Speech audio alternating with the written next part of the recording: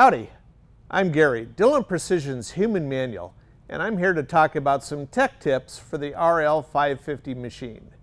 This is going to help you keep your machine running after you've had it a while. We're going to hit on some issues that you might run into just due to age and use.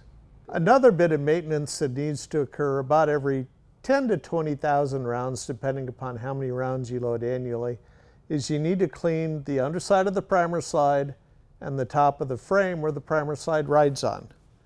It's easy to do, takes just a few minutes. So first, take off your low primer alarm, set it aside. Detach the operating rod, set it aside, get the spent primer cup out of the way. Use a 5/32 hex key wrench. We're going to remove the two bolts that hold the primer feed to the frame.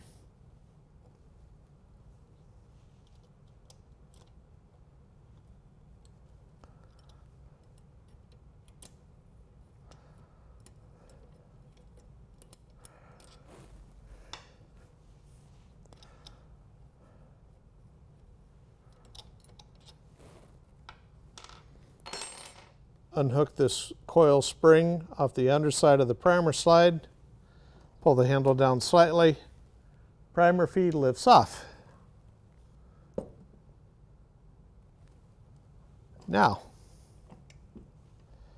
on your primer slide, you're going to wipe the schmutz that builds up on there, which can get pretty gummy at times. And then if you've got a 550B or later, or if you've retrofitted it, you'll have a primer slide bearing shim. It's just a shim plate to take up wear. And you'll wipe off the frame, get the spent primer residue that falls there off, wipe off the primer slide bearing as well. And on both of these, you may need to use your thumbnail to scrape away some of the stuff because it gets embedded in the pores of the metal just from pushing the handle forward to seat the primer. Now when you put it back together, line that bearing up. Okay, take your primer slide, put it up into the bottom of the platform. Raise the handle. That holds the primer slide in position. The primer slide aligns the primer feed body. Okay, everything's fitted. Put your screws back in.